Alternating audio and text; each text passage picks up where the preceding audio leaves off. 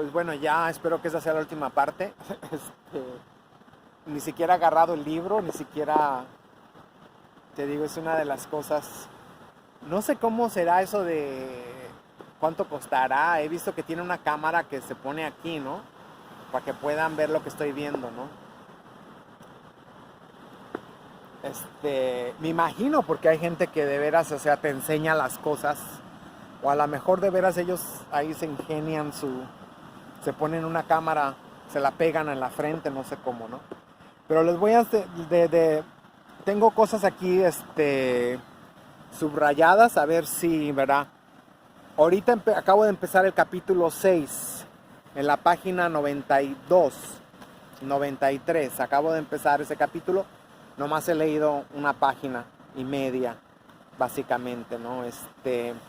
Pero empieza con una cita de Ignacio Bernal, que escribió el libro México Before Cortés, México antes de Cortés, ¿no?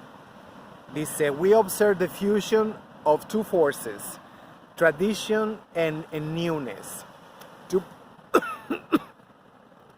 to produce the Aztec Empire.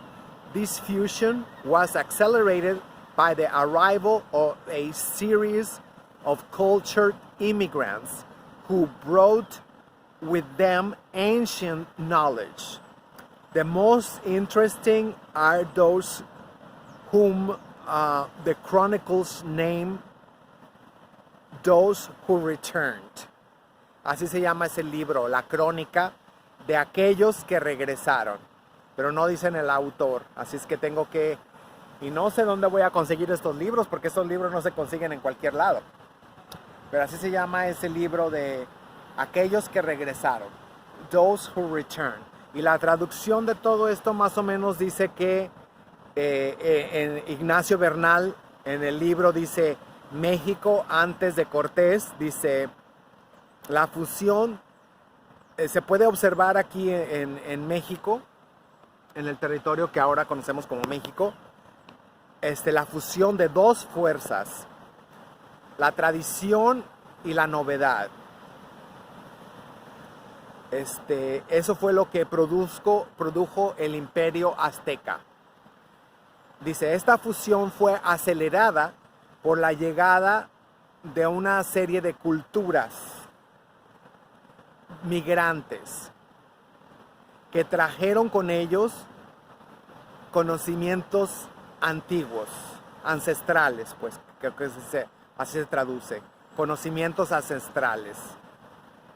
Dice, las más interesantes son las que se encuentran en las crónicas del libro de aquellos que regresaron. Ignacio Bernal, México Before Cortés. Y ese nada más así empieza el capítulo 6. O sea, para mí eso es como decir, wow,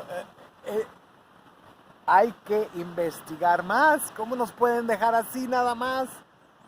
Nomás por nomás, pero sí, bueno, ya tengo años, como le digo, viendo en YouTube videos, lecturas, cátedras de lo que fue la llegada de los africanos a las Américas desde hace miles y miles de años, ¿verdad? Estamos hablando de antes de la creación de esas esculturas llamadas olmecas, ¿verdad? Muchísimo antes, ¿verdad? Esas esculturas olmecas ya es un poco más la culminación, ¿verdad? De la cultura africana en el Golfo de México, ¿no? Y esa es una de las cosas que habla del lenguaje del Nicanpopoa, ¿no? Que habla de flores, ¿verdad? Que fue Juan Diego fue y le dijo ya, llegó a tal grado el empoderamiento de nuestro adorado Juan Dieguitzin, que como se dice, que ya le dijo, bueno, pues le dijo, a nuestra madrecita le dijo, pues usted me mandó y ahora usted me tiene que dar la prueba porque me pidieron prueba. Y le digo, pues bueno, pues vete al cerro y arranca las rosas. Y eso es simbólico, verá, las flores, siempre que se vean las flores en la antigüedad, eso se quiere, esa es la afloración de la conciencia, el fruto de la conciencia. Él le llama la síntesis, imagino que así le llaman los escolares, ¿no?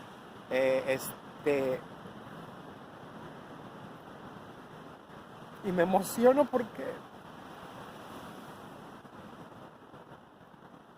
me dio coraje que nos digan que son flores, ¿verdad? Que eran rosas nada más. No, esas rosas tenían el significado. Eran las rosas que vienen ahí en esa literatura, el Nicanpopoa, nos quieren decir, esta es la síntesis, es la floración pues de cómo se dice, de cultural, de la cultura, ¿no? No me sé explicar muy bien, pero sí me emocioné mucho. De hecho, me dio mucha rabia, ¿verdad? Porque pues vi que me habían visto la cara de pendeja, ¿no? Como siempre, ¿no? Es lo que nos han hecho durante 500 años. Y da coraje, a mí me da coraje, me da rabia, ¿verdad? En particular me da mucha rabia, ¿verdad? Primero que me dijeran en la escuela que nada había sobrevivido, que los españoles habían destruido todo. Es una gran mentira porque, pues, o sea, a través de los años me encuentro que hay código, del código esto, el código aquello, y todos tienen nombres europeos. Y te digo, pero bueno, ya empezamos a saber, ¿verdad? Empezamos a saber quiénes somos y de qué estamos hechos, de qué estamos hechas. Estos grandes maestros, los graduados, los primeros graduados de estas universidades,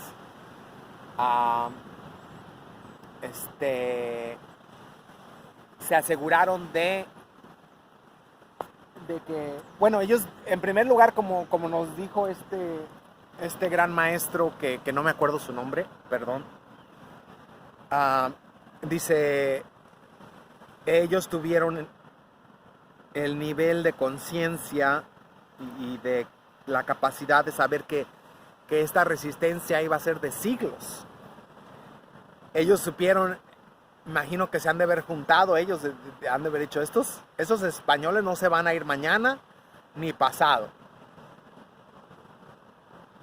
Esos se van a quedar aquí.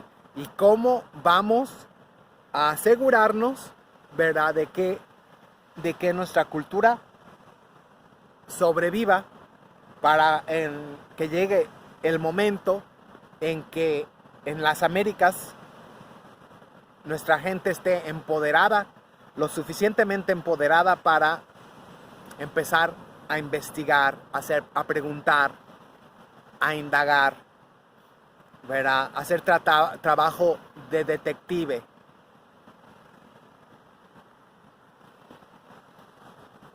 Es una cosa que me conmueve mucho, ¿no? De estos. Y que, claro, pues, el primer impulso, ¿verdad? Es muchas veces de decir, digo, bueno, pues estos, ¿verdad? Traidores, ¿verdad? Lo que sea, ¿no? Van ahí a las universidades, pero ellos lo aprovecharon. Aprovecharon todos esos estudios, todos esos conocimientos, porque al leer latín, imagínate, si sabías leer latín en aquel entonces, pues tenías todos los... Porque los europeos siempre documentaban todo. ¿Verdad? Porque ellos, digo, para saber, digo, qué es lo que había ahí, cómo era, ellos supieron, porque ya tenían 1500 años de experiencia en África. En África no todo estaba documentado.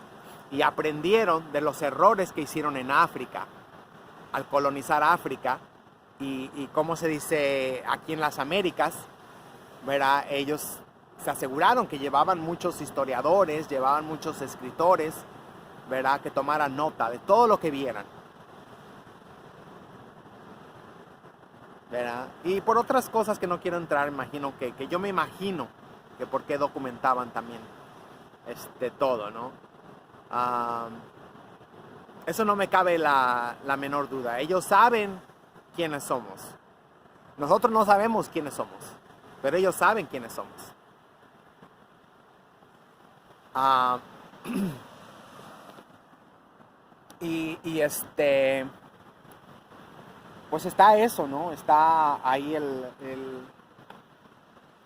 Nican Popoa, que es algo que espero dedicarme el resto de mi vida de alguna manera u otra a estudiar, ¿verdad? A contextualizar. A ver, otras de las cosas que les voy a hablar ahorita es ah, que por ejemplo le estaba hablando de las fuerzas de la naturaleza, que no son dioses, ¿verdad? Lo que conocemos, algunos conocemos como los orishas, ¿verdad? Los orishas o las orishas, ¿verdad? Son energías, no son dioses. Son energías, ¿verdad? Por ejemplo, ¿verdad? Yemayá, ¿verdad? Todos, ¿verdad? Las fuerzas del océano, las fuerzas del agua, estaban plenamente identificadas con nombres, ¿verdad? Y se usaban, ¿verdad? De alguna manera u otra, pero no, esa palabra no, ¿verdad? Usar también ahora tiene, pues, ¿verdad? Usar es, ¿verdad? Tiene unas connotaciones muy desagradables, ¿verdad? Porque los europeos es lo que hacen, nos usan y nos desechan, ¿verdad? Todos los días con su capitalismo neoliberal, ¿no? Aquí un dato curioso que subrayé fue, ¿verdad? Que se trata del relato de dibujo, porque los dibujos son relatos también, yo creo, ¿no? Para mí, ¿no? Pues el primer dibujo de un hombre con plumas, apareció en las montañas del desierto del Sahara.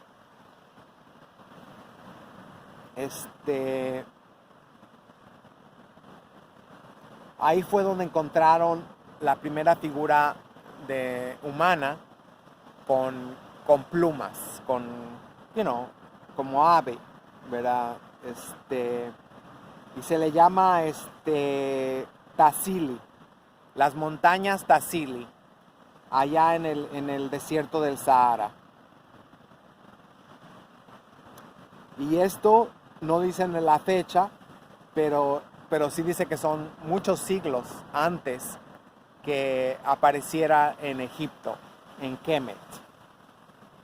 Estamos hablando porque este capítulo 5, al final del capítulo 5 se habla de mucho de Quetzalcóatl, ¿verdad? Y de ahí te dice pues la historia, un poquito de la historia de lo que es ese concepto, por así decirlo, el concepto del hombre pájaro, ¿no?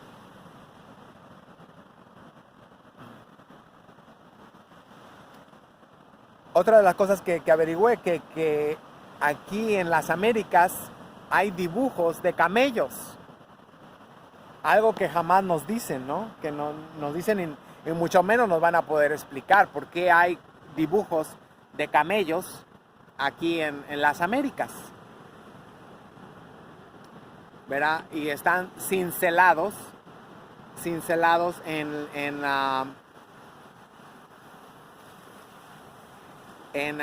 aquí en Estados Unidos, en Nevada, donde están Las Vegas, Nevada, en el estado de Nevada, se llama Marcahuasi. Así se llama la zona Marcahuasi.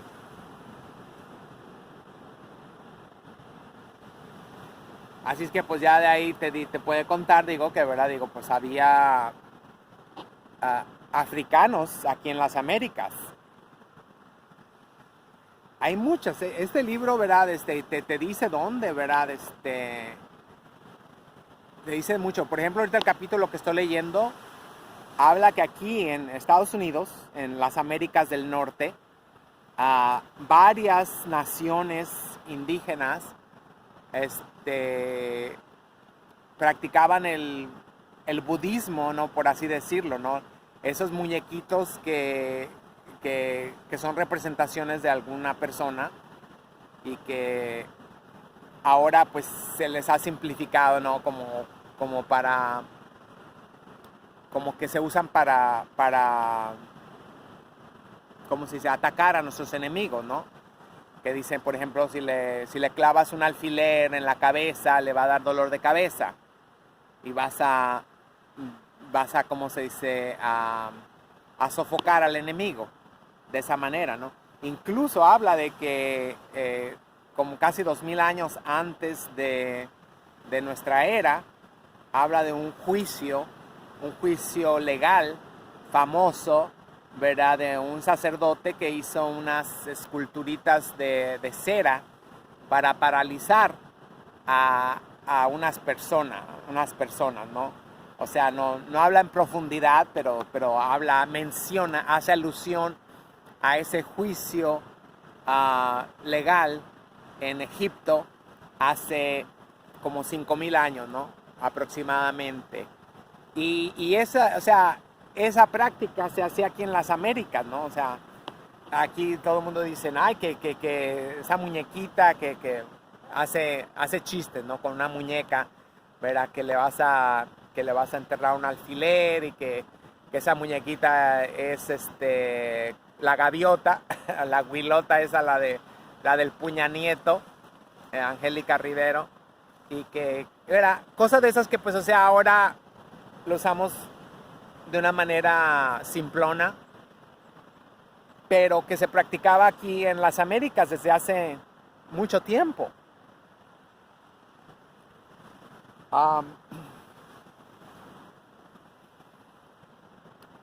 Dice, una de las últimas investigaciones, bueno, cuando salió el libro, el libro tiene como 20 años, ¿no?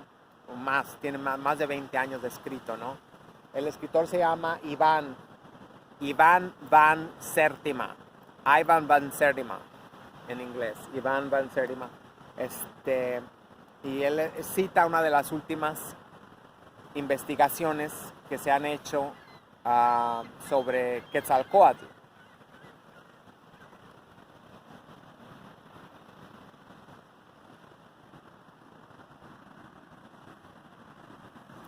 Porque acuérdense que también están hablando en Perú, de la Viracocha, o Veracocha, ¿cómo se llama?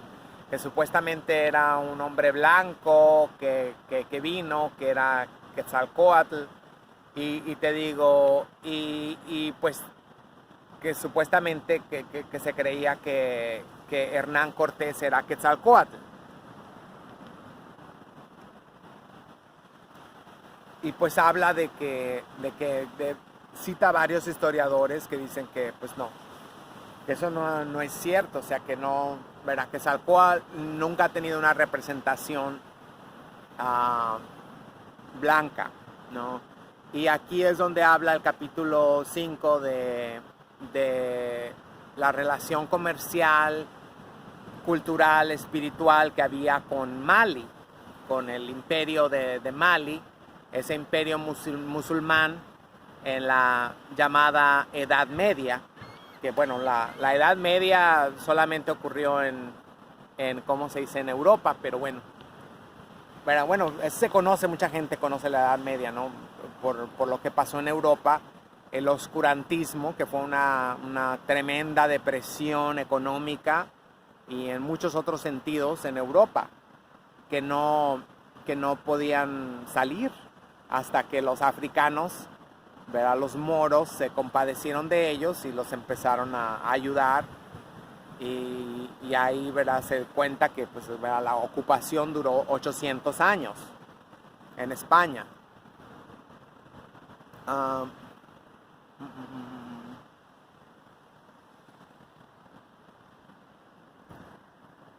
no quiero traducir porque entonces me voy a entretener mucho, ¿no? Pero esta última investigación dice que trató de enlazar a Quetzalcóatl en el norte con la aparición más reciente de Kukulcán en el sur, en el siglo X de nuestra era, ¿no?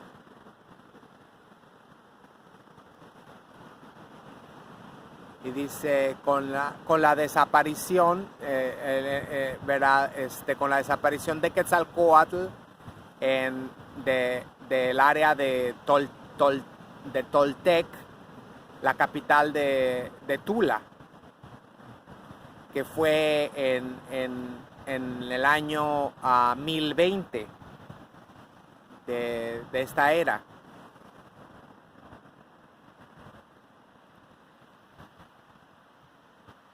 Dice, con la aparición del hijo de Kukulcán en Yucatán, ¿no? Este libro aquí te lo dice.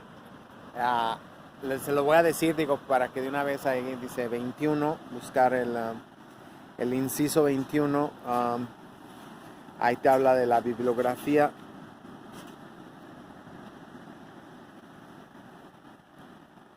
Sí, nomás te dice Hendrick, la página 260. ¿Cómo se dice la página de?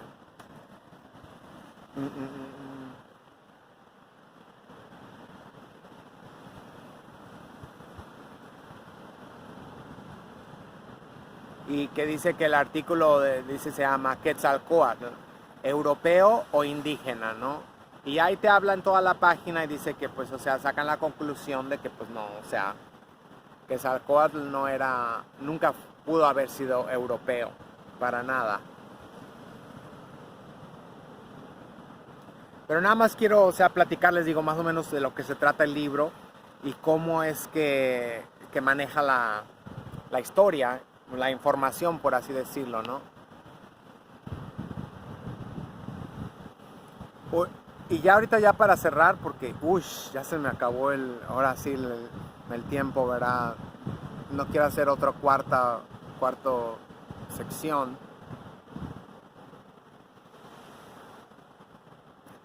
Les voy a hablar nada más de este sombrero, de un sombrero que... No, primero les tengo que hablar de estos diseños, de unas cruces. Se los voy a mostrar de una vez para que las vean, la diferencia allá en África, en Mali, y aquí aquí en las Américas, ¿no? Es la figura 15.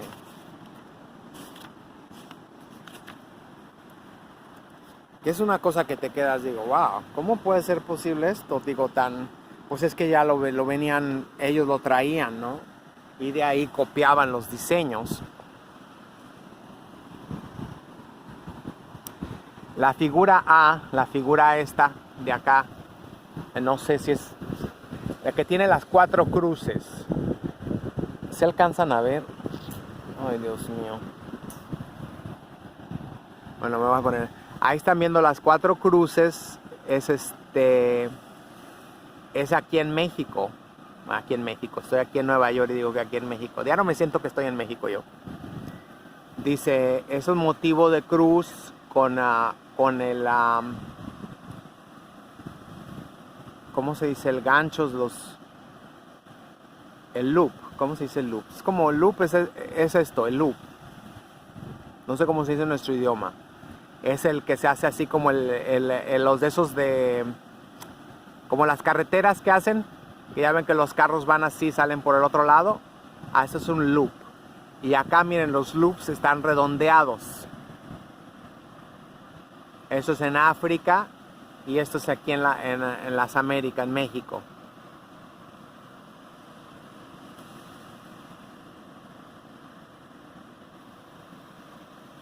No, perdón, ese es de África y ese es de México.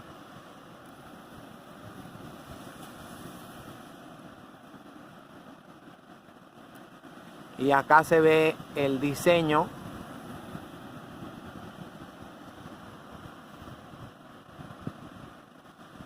Hay palabras que no entiendo, que no he buscado en el diccionario, como estas de Gadal. Aquí te está hablando de un escudo, te está mostrando el escudo mexicano.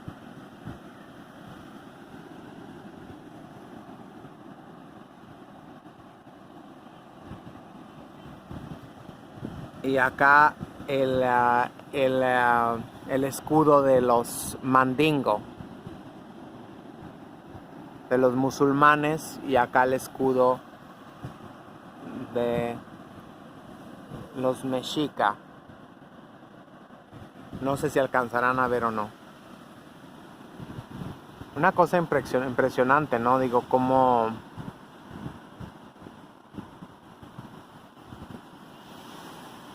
se preserva la cultura cuando no hay, ¿cómo se dice? Una sobreestimulación, ¿no? Como la tenemos ahora, que nos bombardean con tanta porquería, ¿no?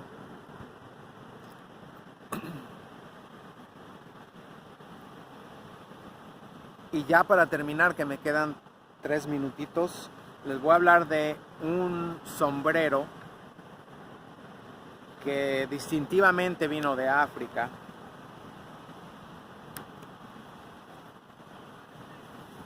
Y el historiador Leo Wilner, no hay L, Leo Wenner,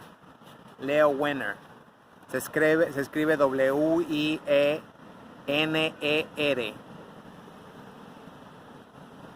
que fue uno de los que estudió en ambos continentes, verá la correlación, la correspondencia de la cultura de Mali, del imperio de Mali, el imperio medieval de Mali, y cómo se dice, y Tenochtitlan, y las Américas, pues. Por ejemplo, ese sombrero, verá, se le conoce en idioma árabe, se le conoce como cubila. La cubila en el mandingo, en África Occidental, se le llama cofila, y en México se llama capuli, pero se pronuncia capila. Le ponemos la O, pero dice que de acuerdo con el lenguaje de nuestros antepasados, se pronuncia capili. Kabila, kafila en capili. Kabila, kafila en capili. Y es el mismo sombrero que se usa en los rituales espirituales. Dice que se pronuncia muy parecidamente. Dice, la pronunciación es muy parecida. Acá estaba citando a otro historiador que también hizo las mismas investigaciones, pero no, obviamente no idénticas, ¿no? Clavijero, se llama Clavijero, en el libro La Historia de México, The History of Mexico. Dice, describe este mismo sombrero como una corona. Dice que es un cono que se alza, y la parte de arriba queda en la parte posterior de la cabeza. Pero lo que más asombra, dices, bueno, pues dice, cualquiera puede hacer eso, ¿no? Digo, esa es una coincidencia. Pero cuando se ve la escritura en ambos libros, y ya me queda un minuto, dice que ya no hay duda. Dice, es concluyente la evidencia. Y aquí está lo que dice lo que dice la escritura en estos sombreros. Dice,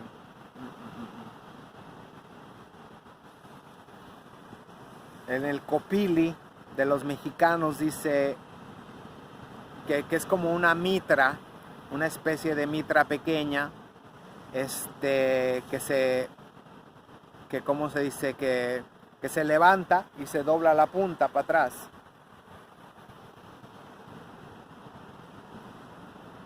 De los sacerdotes, que usaban los sacerdotes, nuestros antepasados,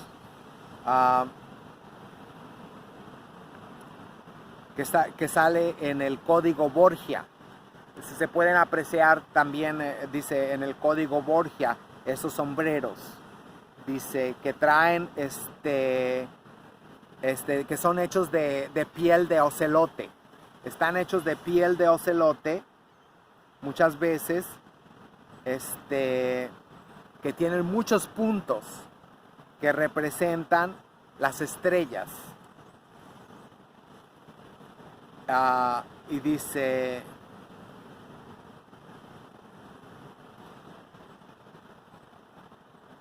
esta es decoración astral.